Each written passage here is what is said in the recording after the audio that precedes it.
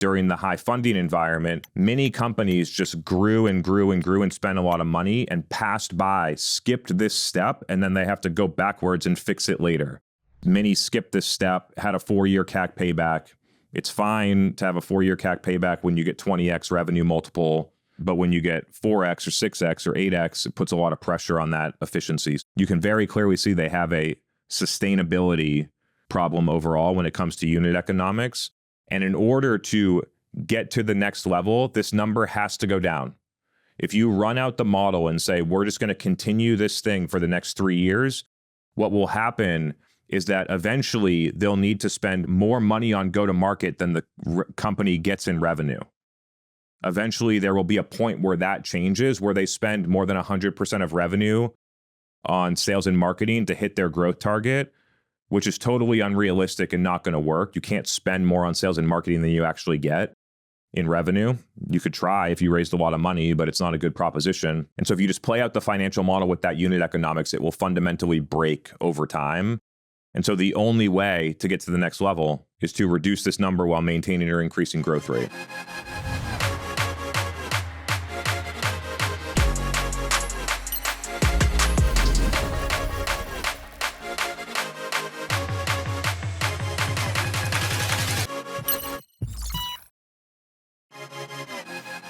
For those of you that can see the camera angle right here, you can see my laptop here. And so we're going to be presenting some additional information today. I've gone through the KPI stack and the revenue breakpoints quite a bit. Now today is where like the rubber starts to meet the road in terms of, let's go through a practical example. We have like made up data, realistic, all the numbers add up, but you can go through the process and see and say, okay, here's an example case. Here's what the numbers looks like. What would I look at next once I see these numbers? Where does that lead me to? And what are the conclusions? And for C-level executives, this process is so critical and important for several reasons. But one is because when done correctly, you can isolate by far the biggest opportunities in your go-to-market and in your overall financial plan days or weeks. Very quickly through this analysis, be able to figure out where are the biggest opportunities, where do I need to reallocate investments in dollars, where are the biggest issues. And so we'll go through that entire process live right now. People have seen the KPI stack chart. It starts with investor metrics, and it breaks down those compound investor metrics into the financial metrics, performance metrics, which then functional leaders own, go-to-market metrics, which sub-functions and teams own, and then the data model that lays underneath that inside of the CRM and accounting system. And so that's the KPI stack that starts with the things that the company cares about most and methodically breaks those down all the way into actionable insights. So now you have here the report of what it would actually look like in practice. As you saw in the top chart, companies have like CAC to LTV and CAC payback. We've consolidated all of those investor metrics into go-to-market efficiency percentage, which is at the top. And so you can see this company here, just for context. Let's like paint a little picture of this imaginary company. 86 million ARR, probably in the middle of a private equity hold. Growing 17% a year, decent growth rate. It's been slowing down quarter over quarter since 2021, like most companies. Their go-to-market efficiency used to be 180%, but over the past 2 years, to try and keep up their growth rate, they've increased sales and marketing expenses. It has not translated into equivalent growth, which has pumped up this number to 375%, which is in the red. A target here is about 175%. Keep in mind, lower is better for this number, and they're at 375%, so they're almost double. And the data that we went through last week showed that when this number is this high, this company's revenue multiple, when equated to a public company, would be a median 3.6x of revenue. So you can see the number here. You can multiply that based on this, and this company has probably raised more money than what it's worth. Because of driven down by this number. Now, if this number, 375%, was methodically taken down to 175%, maintaining growth rate, this company could be worth somewhere between 8 and 12x revenue. That would make a significant impact on enterprise value into the billions of dollars in revenue. So you have these two numbers. What are the conclusions here? The company's growing at a decent rate. Could they be growing faster? Sure. We probably want that number in the future to be 25, 30%. And then 375% is way too high, which means that the investments across the go-to-market are not producing appropriate ROI. So we need to go and figure out Where is the actual issue here? If this number, so we have to dig deeper. So the next thing you do is you go to the ARR waterfall. You have the total ARR, and then you have how it started for the trailing 12 months. They started at 73, added 16 million in new logo, 4 million in expansion, contracted 1.5, churned 6.63. When you add those together, these four numbers, you get net new ARR, which is 12.8 million more or less, which is new plus expansion minus contraction minus churn. So the net effect of all of those things across the go-to-market, 12.79%. NRR less than 100%. So you just as a note here, expansion does not outpace contraction and churn. So NRR is less than 100%.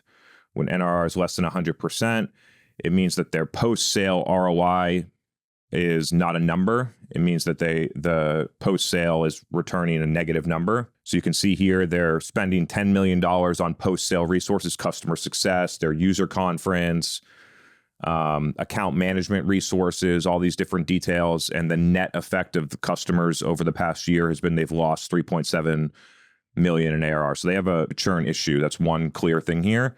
On the new logo side, slightly over a 2-year linear CAC payback period. They got 16 million. They spent 37 million to get there. And so you can see that ratio reflected in this number.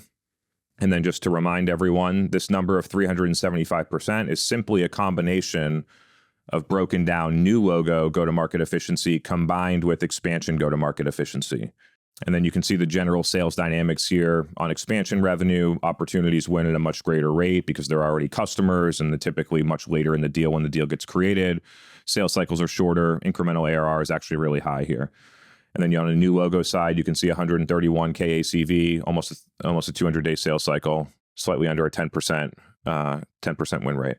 And then you get to the last level, which then takes it from new logo and expansion and breaks it down one step further. So it breaks new logo into investments to create pipeline versus the ones to close new logo. So then you can see the general conversion here. Most companies do not have these numbers because they don't appropriately track their outbound sales activity. So most of the time these numbers are blank. So they just have a black hole in what is the process to create pipeline, which is a huge issue for most companies. This example data is filled in for reference, but generally companies don't have this. Opportunity win rate, 10%. When you look at the data quarterly, you can see, and just as a reminder, all of these metrics can be tracked on a quarterly trend. So you can look at what is our opportunity conversion rate? What was it last quarter? What was the quarter after that? What was the quarter before that?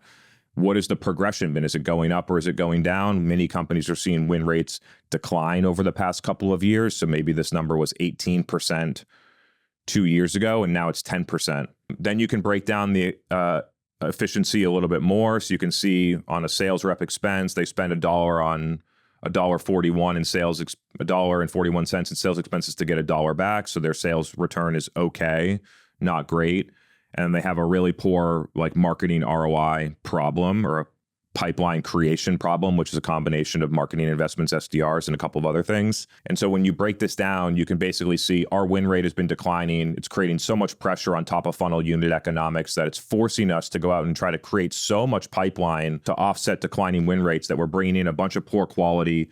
Our ROI and pipeline creation is going down. Our ROI and closed new logos going down.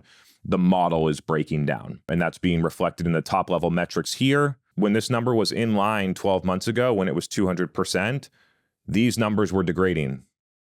And so had they been looking at this earlier on, they would have seen these numbers degrade, which would be a future predictor of the things that show up in their investor metrics and board metrics later.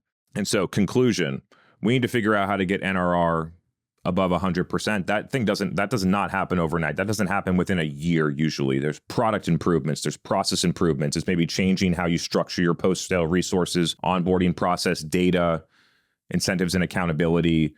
But this has to be a core strategic priority where our NRR is less than 100%, which is causing tons of unit economic pressure in the $10 million a year we spend on post-sale resources, and are getting effectively a negative return back on incremental ARR. And then on the new logo side, 227% is not great, but if our NRR was greater than 100%, then these numbers would be perfect. And we'd be pumped to have these types of numbers on new logo. And so really we have to put together a strategic plan on how we're going to improve NRR methodically over the next 12 to 24 months. And then we need to figure out how to improve the ratio in terms of how much we spend to create pipeline versus how much we actually create. And then lastly, put together a cross-functional plan of how we improve win rates from 10% incrementally to 12, 15, 18%. And those are the three most important metrics and strategy across the entire go-to-market that fixes this problem and likely makes an improvement on growth rate from 17% incrementally up into the 20s. And so you can see that's the whole like situation of how you break it down. We never discussed attribution. We never said, did marketing source that or did SDR sort that? We didn't look at how the partner channel performs versus another channel or something like that. This unifies all of the data, blends it together across our entire go-to-market and gives us an objective assessment that is not about marketing sucks and sales is great or sucks and marketing is great. It has nothing to do with that. It says across all of our investments, what is the performance of this shared KPI across our entire executive team? And it can very quickly help us align on the overall performance of our go-to-market, in addition to where are our biggest opportunities cross-functionally, where marketing, sales, post-sale, operations all work together to move one number that help us hit our 2025 growth plan and fix this issue and make a big impact on the value of the company in the process. And so when you have this, and I'll bring back up the revenue, the 12 revenue breakpoints to $1 billion ARR, you can see this company's at 86 million. So they're in this stage between 7 and 10. And you can clearly see that the issue, given the really high go-to-market efficiency percentage, they are in a sustainability cost problem. So they have this type of issue overall. Typically, this issue is experienced earlier, so their revenue typically wouldn't get to 86 million before they had to fix this problem. But the problem is, or the reality is that during the high funding environment, many companies just grew and grew and grew and spent a lot of money and passed by, skipped this step, and then they have to go backwards and fix it later, which is what's happening for many companies in the 50 to 200 million ARR that were growing really fast from 2019 to 2022. Many skipped this step, had a 4-year CAC payback. It's fine to have a 4-year CAC payback when you get 20x revenue multiple. But when you get 4x or 6x or 8x, it puts a lot of pressure on that efficiency. So they have you can very clearly see they have a sustainability problem overall when it comes to unit economics. And in order to get to the next level, this number has to go down. If you run out the model and say, we're just going to continue this thing for the next 3 years, what will happen is that eventually they'll need to spend more revenue on or more money on go-to-market than the company gets in revenue. Eventually, there will be a point where that changes, where they spend more than 100% of revenue on sales and marketing to hit their growth target, which is totally unrealistic and not going to work. You can't spend more on sales and marketing than you actually get in revenue. You could try if you raised a lot of money, but it's not a good proposition. And so if you just play out the financial model with that unit economics, it will fundamentally break over time. And so the only way to get to the next level is to reduce this number while maintaining or increasing growth rate. And so that gives you a sense. Then you have that number. Then you break it down to new logo and expansion. You get those numbers. You try to isolate the issue. Then you break it down to new logo, into creating pipeline and closing new logo, and you even get further on isolating the issues. And just like a TLDR, like these numbers are great to understand the magnitude of the problem. That helps us understand the potential impact of, if we solve this, what is the potential impact? So that's why we look at this data so granularly. But the TLDR is companies have really poor unit economics at the quote unquote top of the funnel. They spend too much money. They don't create enough pipeline. Sales win rates are going down, which is putting more pressure on unit economics at the top of the funnel. Those are the two new logo issues that are facing most companies today. And the companies that aren't facing those, what's happening for them is they just have a continuous improvement. And generally, they're further along. They're in the hundreds of millions of ARR. And they're just trying to get incremental improvements on unit economics, incremental improvements on Google Ads ROI, on events ROI, on SDR productivity, on sales win rates. But for companies less than 100 million ARR, sometimes they run into an issue where if it doesn't get fixed, the company will not make it. Especially when you play the VC PE growth at all costs game, you can really crash and burn when some of these metrics aren't in line. So we can go deeper into this example if people have specific questions, they want to look and define certain metrics more deeply. We can spend the whole episode on this potentially. So I wanted to use that as a practical way for people to see how you would go through it, what the numbers look like, what to expect, and how to analyze and diagnose it. So with that, we can go into questions and discussion. Thanks all for being here. Well, we got some great feedback in the chat. It was a super easy to understand visual and much easier than a convoluted spreadsheet to understand. That's the goal. Nobody likes to be heads down in a spreadsheet. Okay, I am going to bring my new friend I just met today, Charlie. Thanks, Sydney. Thanks, Chris. Just wanted to say, love the work you're doing and how you're helping to educate the go-to-market community. And just curious on go-to-market efficiency, Chris, how long have you been so high on the metric? And love the way you kind of, even this morning in your podcast, you mentioned the go-to-market efficiency plus growth is one of the best ways to look at valuation. But both, how long have you been really high on the metric, and what was used before go-to-market efficiency became so popular? So I've been high on being efficient in your go-to-market since 2017, 2016, when I started entering venture funded companies and seeing what they were doing. And the metric used back then was CAC payback period. CAC payback period, though, only really looks at the cost to acquire a customer, a net new logo customer, and doesn't take into account the post-sale process where all of the recurring revenue is actually captured and generated. You actually don't, in a SaaS business, you don't make money when you close the deal. You make money over time as the customer continues to pay for the subscription. Recurring revenue is a result of recurring impact. And so what go-to-market efficiency does is it unifies the data, and it takes all of your post-sale investments and all of your new logo investments and puts them together and makes a calculation across the entire go-to-market rather than looking at new logo separately from expansion. So that's the reason why I think it's the most effective today. And then you can obviously break that down to new logo and expansion and calculate CAC payback on new logos. You can still do all the other things, but this just brings it up one level and looks at expansion and new logo together, which historically haven't been looked at, particularly with unit economics. So that's been something I got to give credit. I don't know, Winning by Design and David Spitz have published a paper on it a couple of weeks ago that I thought was really interesting. I've been following them track this metric in public companies for 3 to 6 months now. We used to reflect this as ROI, so it would almost be the inverse. In our reports at Paceto, if you go back to like Q1, we would say you spend $1 in marketing and you get 76 cents back. As a method to communicate ROI. Efficiency, the go-to-market efficiency is actually the inverse. It's how much did you spend divided by the revenue instead of the revenue divided by how much you spent, because most companies are well below 100, or if you did the calculation, most companies are well above 100%. So if you flip it over and they have a 3-year CAC payback, it's going to be 33 cents. And then if they have a 2-year CAC payback, it's going to be 50 cents. So the difference between 50 cents and 33 cents doesn't feel that big because it's almost like an exponential scale, but it really means a 1-year CAC payback difference, but it's only 17 cents gross. So instead of looking at it as ROI, we look at the inverse of efficiency, which allows the scale to go out linearly so that you can really see the difference between 100% and 500% is a lot more meaningful with the inverse scale. I hope people followed that. That was a little bit of felt like trigonometry or something. Thank you.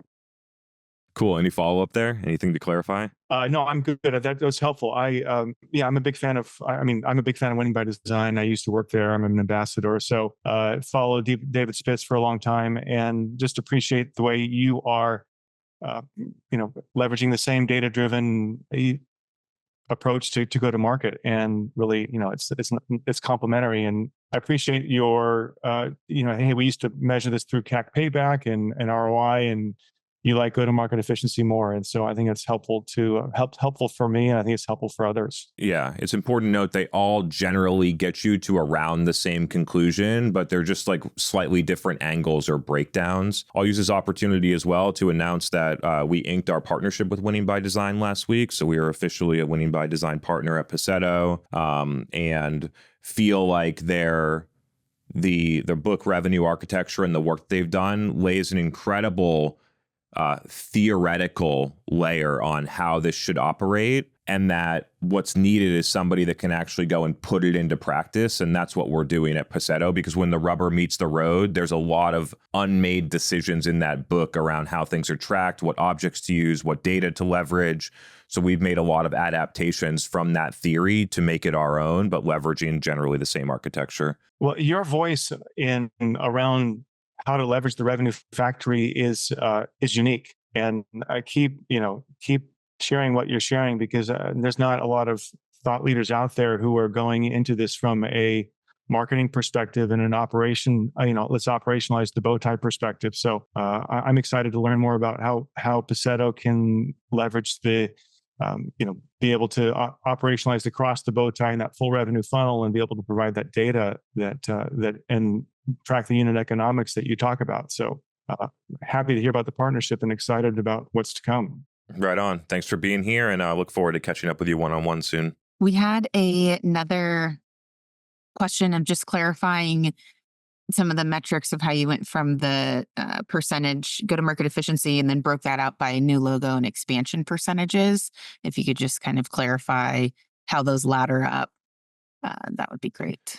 Perfect. So you have go-to-market efficiency right here, 375%. How you get there is you take the total go-to-market expenses, which is right here, and then you divide it by the net new ARR, which is new logo plus expansion minus churn minus contraction. You get 12.79 million. 48 divided by 12.79 million gets you 375%. So that's how you get that number across the entire go-to-market. Then when you look at these two combined, you just are breaking down that 48 million. 37 million gets spent on net new, 10.3 gets spent on expansion. And then you just break down the net. So the net expansion ARR is 4 million minus $1.4 million minus 6.3.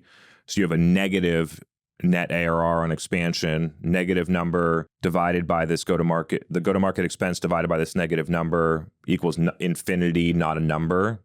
You don't have an ROI because it's going backwards. And then on new logo, you have that 37 million divided by the new logo ARR, which is 16, you get 227%. And then when you take 37 plus 10, you get 48.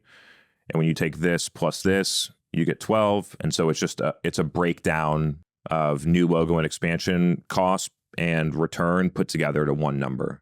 Thank you for that.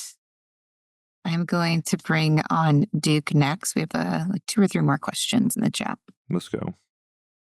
Thanks, Sydney. Hey, Chris. So I'm just curious, are you putting the same teams responsible for acquisition and expansion, or are those 2 completely separate roles of responsibilities? When you break it down to functions and sub-functions, they end up becoming like different responsibilities, but sometimes a chief revenue officer is going to own sales and post-sale and potentially marketing as well, or sales and post-sale, and then the CMO owns marketing. So when you look at it all together, eventually it all rolls up to the CEO and the CFO owning the whole thing. So you need to have that view of the entire thing, but then you generally break down the responsibility by sub-function. And then it's important to note that marketing investments can be used across the entire customer lifecycle, not only to create pipeline. So deploying account-based marketing campaigns to your current customers could be a very cost-effective way to drive GRR and NRR up and provide the highest ROI on marketing investments when done appropriately. The problem is that it's sometimes hard to tease out whether the marketing investments are actually making an impact there, or whether it's coming through process and other things like that. But that is a couple of the notes on this. So generally, yeah, it does get broken down. There's a chief customer officer or a head of account management or someone like that that's going to own some of the post-sale metrics. A VP of sales that ladders up to a chief revenue officer that ladders up to a CEO is going to own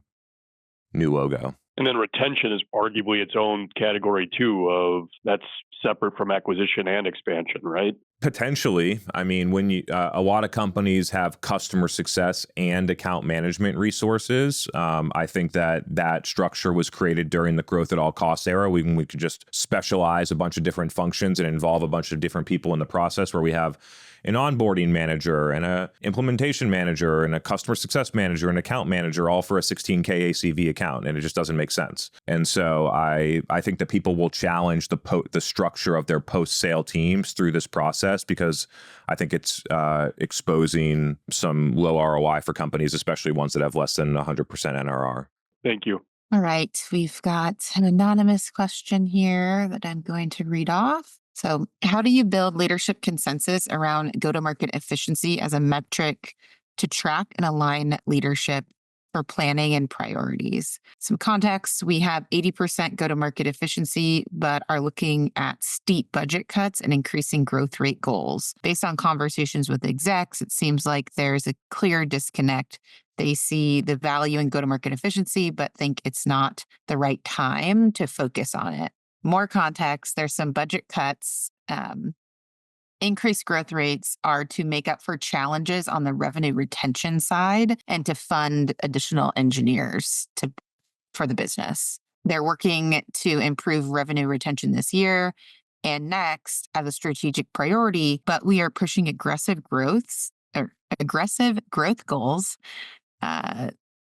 still. So that's a lot of context that All right, well, I could reread. So. I'm gonna, that would require a bunch of different questions to try and ask this. So I'm just gonna answer in generalization so that people can, get a sense of it. So the first thing, the revenue breakpoints, cost sustainability is number 8. It shows up somewhere between 10 and 100 million ARR. If you are not in that revenue range and you are venture funded and you have not hit that problem yet, you got other problems you need to face before you focus on unit economics. Always matter. We can't spend $1 million and get $1 back. Unit economics always matter, but it matters less when you're getting going, especially when you're venture funded and planning to burn. And so that's something to consider, is that unit economics matter for every company. And while I believe that every company should be optimizing for it, some companies' financing structures allow them to be less focused on that during certain periods of time. So the first thing is recognizing, is this actually the break point for us or not?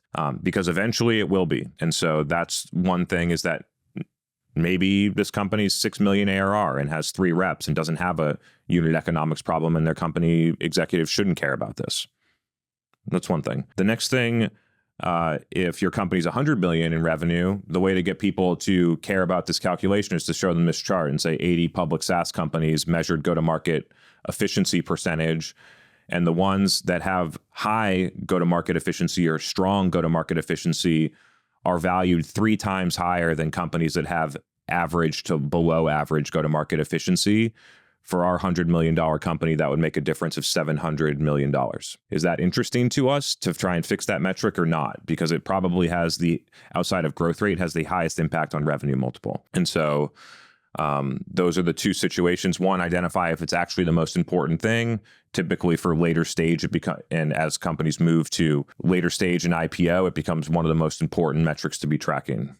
For earlier stage companies, maybe it's not as much of an issue, because it's really an issue that presents itself and becomes very difficult to manage through scale. I think that was a good, solid kind of answer given the anonymous nature of the question. Okay, we have another question here from Steven, so I'm going to bring him on. Hey, Chris.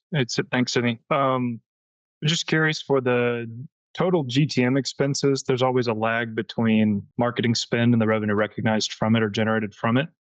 So I was just curious, you probably arrive at the same answer, whether you factor in marketing spend from a prior period, a certain number of days leading up to when the revenue was recognized, or you just looking simply at what was the go-to-market spend over the same period of time that we're also pulling the revenue metrics from. This measurement's typically being made on a company that runs their go-to-market like a revenue factory. Think 50 million, 500 million, billions of dollars in revenue, where there's not like one day you're just going to triple the expenses and have this big time lag. Like, these companies are incrementally improving and growing their machine, not infusing massive amounts of cash into it, because those executives run stable businesses and it puts unit economics all out of whack, and companies don't do it. And so it's important to recognize at what stage this is made. And then these metrics are calculated trailing 12 months. And so it's not like, and when you look at it over a shorter period of time, yes, you can have that impact of time lag where in Q3 you have all these big event expenses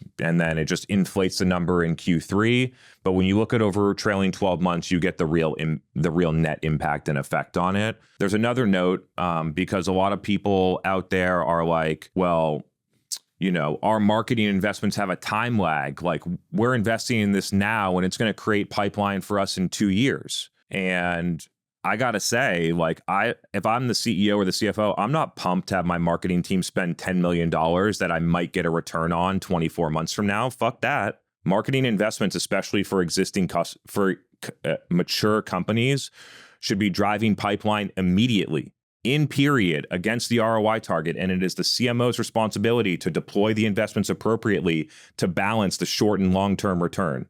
But making an excuse that marketing takes time and not being accountable to the short-term results is the number one reason why I would fire a CMO. We must produce pipeline against the ROI in period. When we're not, maybe not if we're a 500K ARR company that's getting off the ground and we got nothing, but when you're a $100 million business that has an existing flow of pipeline, as a CMO, you need to be able to come in there, grow pipeline, improve unit economics, make an impact on short-term metrics.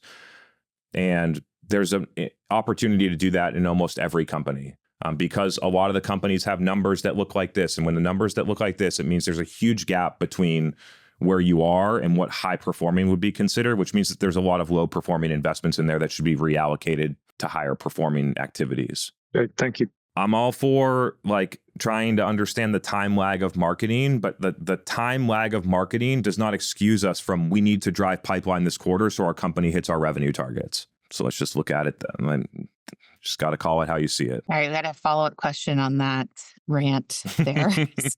So how would you recommend balancing like adding net new experiments and programs that are not going to have direct ROI or be able to have this channel drove this versus this channel drove that, when really you're adding another program mix or adding an experiment to like the whole ecosystem to perform better? How would you kind of balance that at an executive level? The only time that you should make an incremental investment is when you have something that is already working that you want to push a lot harder and there's clear, obvious signs that you push it harder, you get an appropriate ROI out, or everything that you're doing is producing a very high ROI. Those are the only two instances. Otherwise, take something that's not working and reallocate. Don't inflate the budget, keep the budget the same, move money from one to another and get a better return on that investment. And you have no risk of risking the ROI, the unit economics going up when you just reallocate instead of increase budget. And then for a large performing company that say has already strong ROI and you want to introduce another $1 million in an experimental program for next year on your $19 million marketing budget, so 5% increase, that you need to be able to place that bet in a way that methodically scales the spend, starts with an experiment, proves out the results, and increases the spend, not just spend $1 million out of the gate and hope it works. But the key is leveraging a percentage of the budget that is small enough that it won't impact unit economics if it totally flops. And you need to be smart enough as a CMO to not spend $1 million that is going to totally flop. Right. And when you add incremental dollars, theoretically, all you need to do is have the incremental dollars perform at a higher ROI than all of your existing dollars, and that would blend up the ROI in total. But again, I'm much rather, especially at this point, I'm much more for reallocation than increasing the marketing budget. We do have one more question. I think this will probably round us out. Oh, hi. I wasn't sure if I unmuted you yet or not. Welcome. Thank you, Sydney. My name is Rajat. First time joining the session, but I've been listening for a while. And thank you. Thank you for all the work. Your metrics, the way you present is really amazing. And efficiency is really the key. It's all about budget everybody's talking about. But the point that you made seems a little bit hard to digest. It makes sense that how do we focus on marketing tactics or programs that are going to result in current quarter pipeline or even progression of that pipeline? Do you have some examples around that?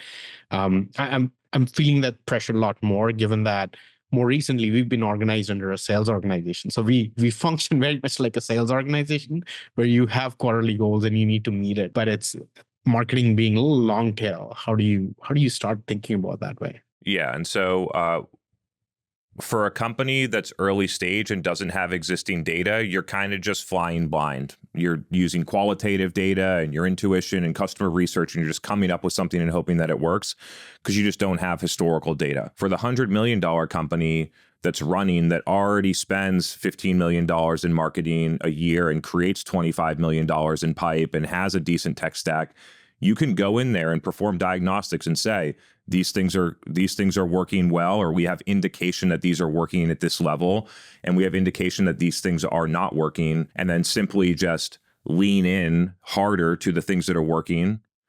So for instance, like in a company's budget, like we did one yesterday, I'm one to always shit on Google ads, but we did one in Q2 where the company was producing $10.50 in pipeline for every dollar they spent on Google ads. And the pipeline was winning at 23% or something like that. So they're getting $2.50 for every dollar they spent on Google ads in revenue, which is the first company that I've ever analyzed that has a positive ROI on Google ads at like a 45 at any ACV, but this company was at 45K ACV for reference. As you go lower scale, it becomes way harder to make the math work from an ACV dynamics. But anyway, we did this analysis on Google ads, and you could, inside of the entire marketing budget and SDR performance, you could just say, just go put $200,000 more per year on this and just keep going with that. So when a company has existing data, it's very easy.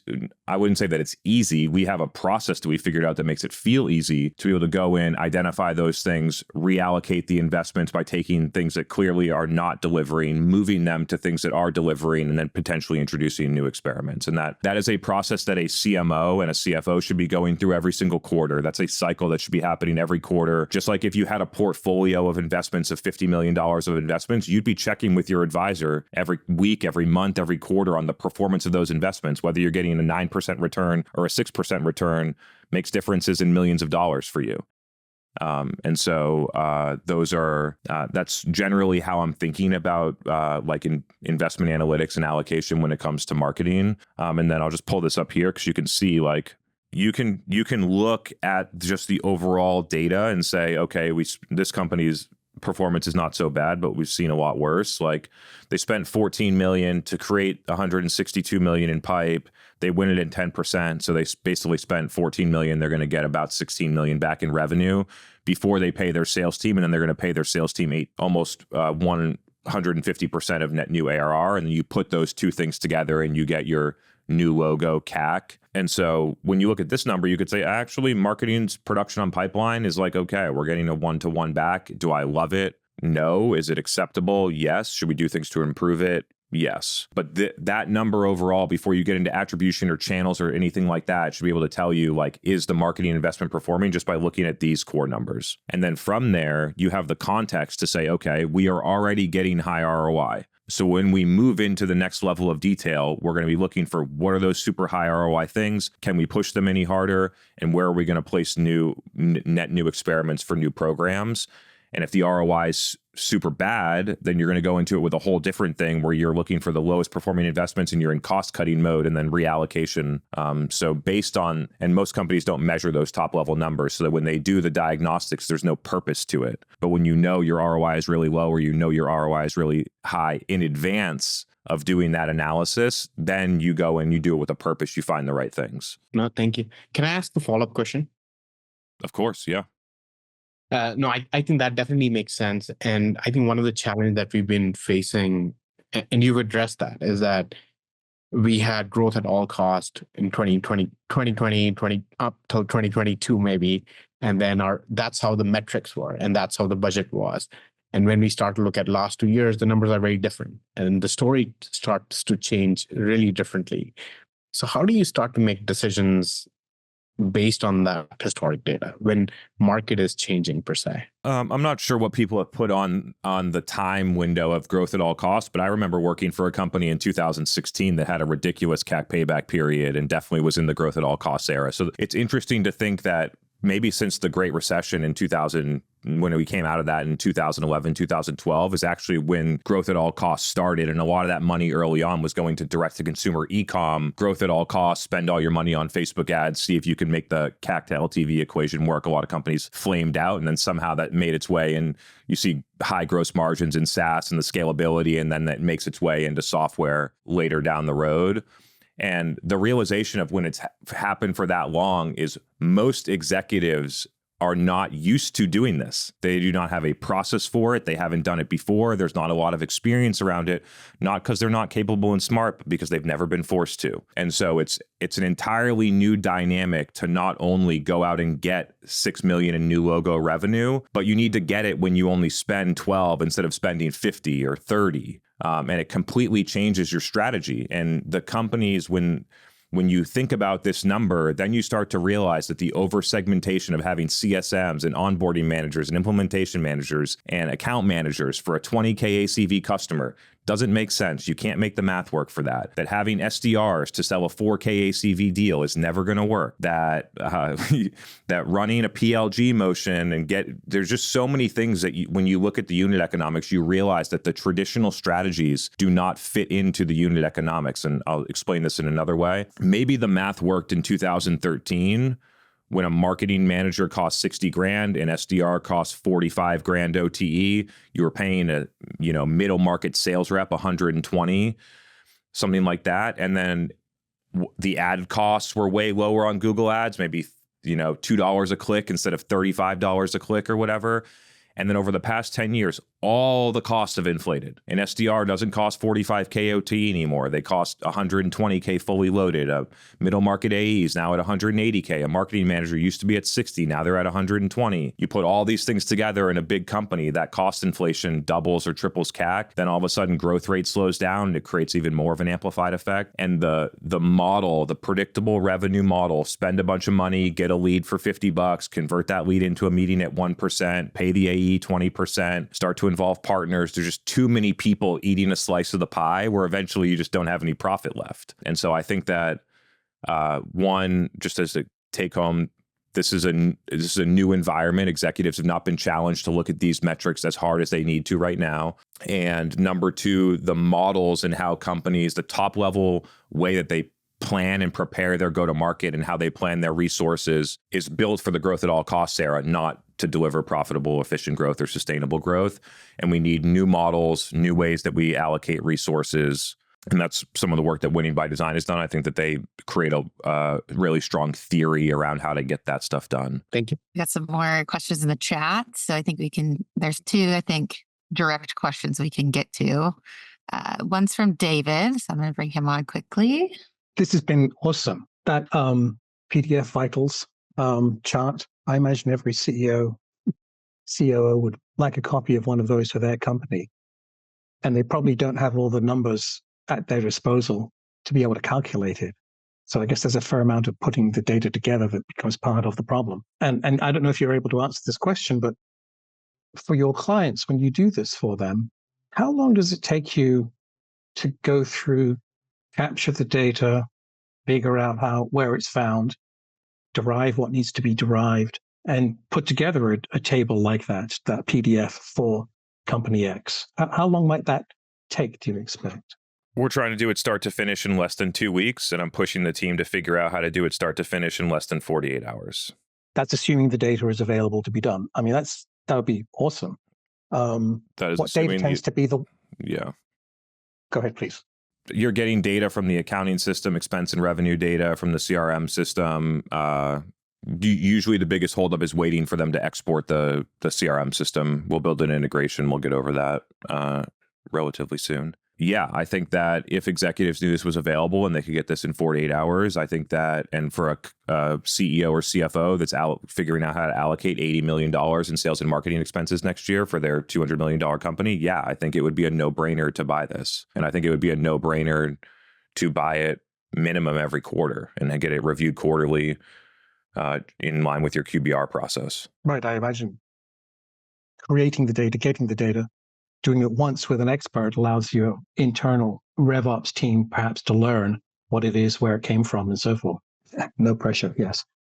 All right, thank you. Appreciate that. You're welcome. Steven's back with another question about Google Ads. Yeah, just you hit on a couple of the reasons, and maybe those are the main ones. You mentioned C-level executives haven't been challenged like they have in the growth at all cost era, and the metrics were designed for the growth at all cost era. We're still using those today. But are there any other excuses or reasons you hear from companies as to why they continue to pour tons of money into Google ad spend when the ROI doesn't justify it? Their investors don't care, or their investors don't put pressure on those numbers. Like, you're a Series B, Series C, PLG company. Your investors are telling you to blow the money as fast as you can, and aligning on, to be honest, like vanity level metrics usually. Sign up growth, number of free trials, like trying to get our growth loop going.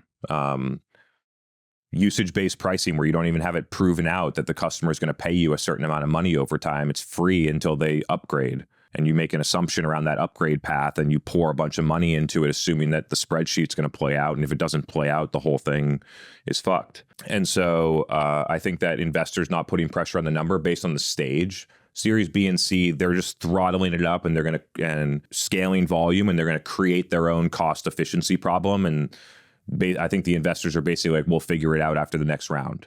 Let's get to the next round as fast as possible. Our CAC's going to go through the roof. We'll figure it out at Series D. I don't know that that's what people are doing. No one's told me that directly, but that's my inference and hoping that the growth rate improves enterprise value enough to make up for the inefficiencies. The other one, and this is crazy to say, is that people just don't know. Like, a CFO or a CEO can't challenge the agency or demand gen person's influenced revenue report that says that Google Ads is influencing $7.9 million last year, and we only spent 4.2 and we influenced 7.9. Like, everything's good here. The problem is that the influence revenue report is taking credit for things that would have happened anyway. Most of that's coming from branded. It doesn't show you where all the waste is. It doesn't show you all the headcount and other programs that are required to close that deal. It just assumes that Google Ads the only thing that mattered. And a CFO can't go back and challenge at that level to say, no, this is the way that we're looking at it. And we look at it this way. It shows our ROI is terrible. We're going to reallocate dollars.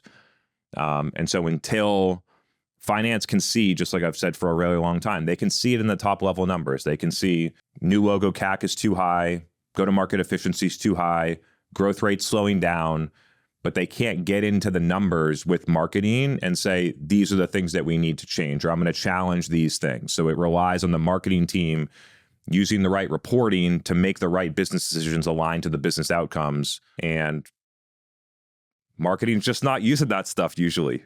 They got their own marketing tools and their own MMM and all the other stuff. And the problem with influenced revenue reporting, great in the growth at all costs era, terrible in this era, because influenced revenue has nothing to do with unit economics. It has nothing to do with how much we spent and what was the actualized impact of that spend. It says, we got to touch. Somebody at that account saw our LinkedIn ad, so I guess our $9 million in LinkedIn ads last year was a great investment. Influence revenue reporting is incredibly dangerous, which is why we need these top-level KPIs to be able to flag big things and then allow influenced revenue reporting, signal analytics, W-shaped, cut by geo, cut by segment, cut by go-to-market motion, do all the custom diagnostics afterwards once you have an assessment of the top-level performance. And that's honestly what's missing in go-to-market teams, that all of the QBR reporting happens without the context of business performance. And so all the reporting is not around how do we solve this business problem and get this metric on track. All the reporting is around look at how good our department did. So, yeah, I think that's the end of my rant for right now. I apparently hit on 2 hot button topics, so thanks for bearing with me. Yeah, appreciate it. Yeah. Thank you. Yeah, let me try and recap. There was some people just don't know or can't challenge the marketing reporting related to Google Ads or any other marketing investment for that matter. And the other one is investors at certain stages or certain types of investors don't put pressure on those numbers like a pre-IPO or private equity buyer would, investor would. Right on. All right, everybody, we're coming up to a close. Next week, Jocko from Winning by Design is going to be joining us on this call. So feel free to join in for that one. We're going to be presenting around the Revenue Factory. Jocko actually wrote the book. So, I mean, Sydney and I and the team have been interpreting the book and making it our own. So it'll be interesting for him to present and us to share what we're learning. And I think there'll be a lot of value delivered here. That'll be live next Tuesday, September 10th at 12 p.m. Central Time. So if you can make it, look forward to having you here live. I've made the decision. We'll see. Sometimes I go back on my decisions, but for now, I've made the decision that we're not going to share the screen shares of this episode of these events. So if the people that come here really get the value that other people don't, the people that attend live. So the audio will continue to be released, but we're not going to release the slides and the visuals. That's the incentive for people to join us live. So appreciate your continued participation and attendance. Hope it's valuable, and we'll see you again next week. See you, everyone. Bye.